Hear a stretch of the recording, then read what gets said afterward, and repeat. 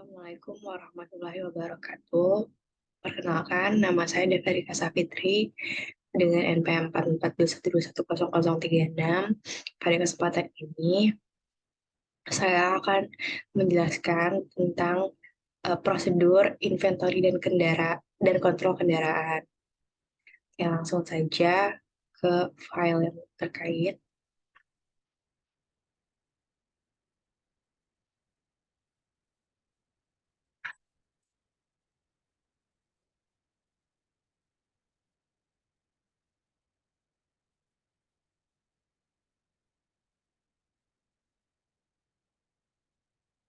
Oke, di sini sudah terlihat eh, terdapat file dari prosedur inventory dan kontrol kendaraan kantor.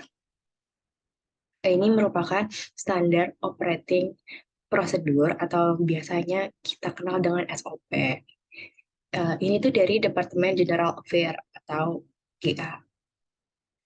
Nah, untuk tujuannya sendiri itu memastikan bahwa kendaraan kantor diperiksa secara berkala agar tidak terjadi masalah, agar apabila terjadi masalah dapat segera ditindaklanjuti baik oleh corporate maupun unit. Lanjut, ruang lingkupnya sendiri itu di sini ada semua departemen, baik di corporate maupun di unit. Kemudian prosedur ini meliputi proses mulai dari pemeriksaan kendaraan sampai dengan tindak lanjutnya.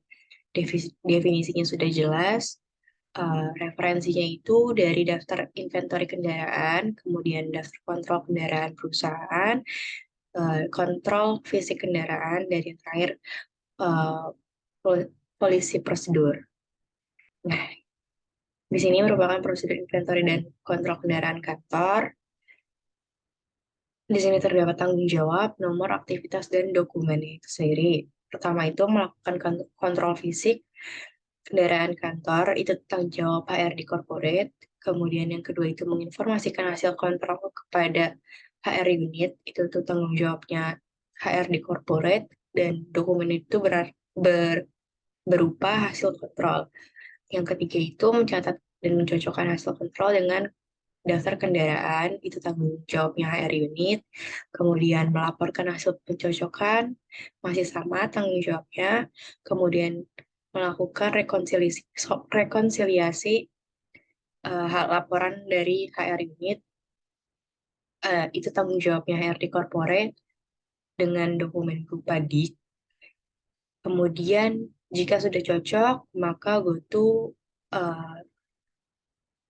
nomor yang selanjutnya, dan jika tidak maka go to nomor 5.8. Nah, tadi kan kalau misalnya cocok, berarti tanda tangani daftar inventory kontrol atau DIK dan diserahkan ke HR unit. Kalau misalnya nggak cocok, itu melakukan pengecekan langsung ke HR unit. Selanjutnya, setelah ditandatangani daftar inventory kontrol dan diserahkan ke HR unit, tanda tangan itu selanjutnya diserahkan ke HR corporate. Setelah itu, setelah ditandatangani oleh HR unit, maka diserahkan ke Presiden Direktur untuk ditandatangani. Terus, Presiden Direktur menandatangani DIK dan kemudian mengembalikan ke HRD Corporate. Setelah ditandatangani dan diserahkan kembali, HRD Corporate diterima dan didokumentasikan. Setelah itu prosesnya selesai. Berakhir di nomor 513. Untuk polisi prosedurnya itu, pertama, Divisi HRD melakukan pengontrolan atau pemeriksaan secara fisik berdasarkan daftar kendaraan kantor setiap 6 bulan sekali yang dilakukan pada bulan Juni dan Desember. Kemudian, hasil pengontrolan pemeriksaan kendaraan tersebut selanjutnya diteruskan ke masing-masing HR unit untuk dilanjuti. Setelah itu, laporan hasil pengontrolan atau pemeriksaan daftar kendaraan kantor yang diterima masing-masing unit wajib dicatat dan dicocokkan kembali dengan daftar kendaraan yang ada di unit.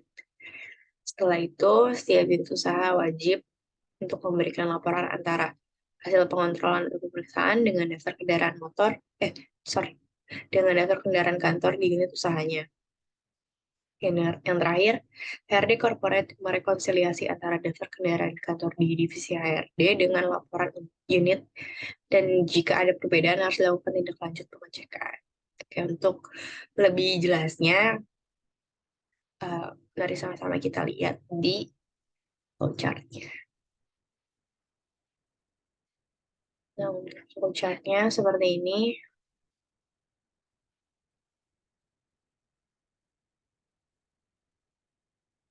Oh, sorry. Ini harusnya Presiden Direktur.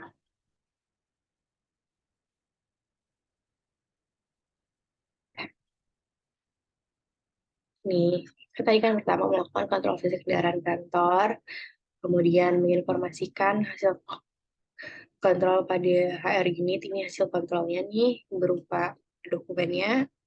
Kemudian setelah itu mencatat dan mencocokkan hasil kontrol dengan daftar kendaraan. Terus melaporkan kembali hasil pencocokan, kembali lagi melakukan hasil rekonsiliasi dari HR unit. Ini dokumennya berupa daftar inventory kendaraan atau DIK. Kalau misalnya cocok, ditandatangani. Kalau misalnya enggak, melakukan pengecekan kembali.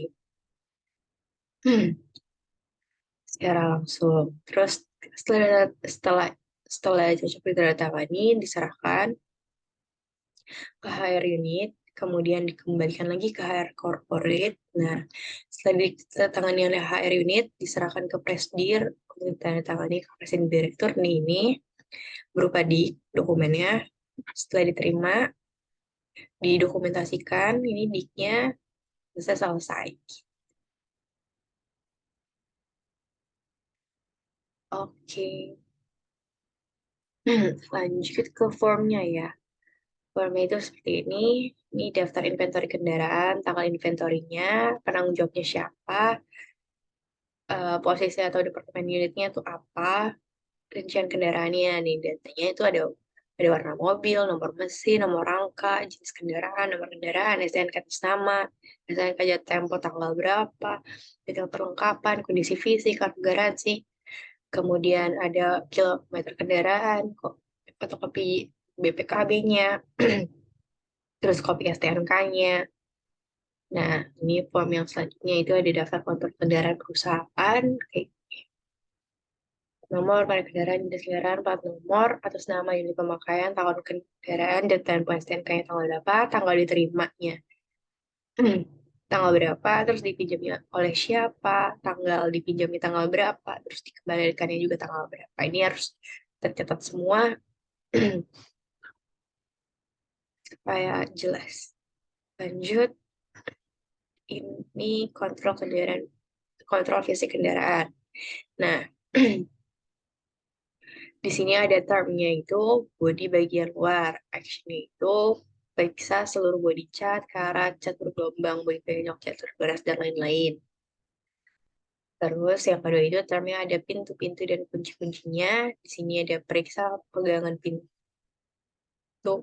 pintu depan, pintu belakang, tutup mesin, tutup bagasi, dan apakah bekerja dengan baik. Kemudian ada lampu-lampu. Di sini diminta untuk periksa lampu besar, lampu parkir, lampu belakang, lampu rem, lampu plat nomor, dan lampu darurat bekerja dengan baik. Kemudian AC-nya, terus tempat duduknya, sub pengaman, bagian interior dalam, mesin listrik interior, mesin test drive-nya bagaimana, dan lain-lain kalau ada dimasukkan di sini dan di sini juga. Nah, ini komentar tambahannya, dan ini yang menandatanganinya. Oke, sekian dulu video dari saya. Kurang lebihnya mohon maaf. Assalamualaikum warahmatullahi wabarakatuh.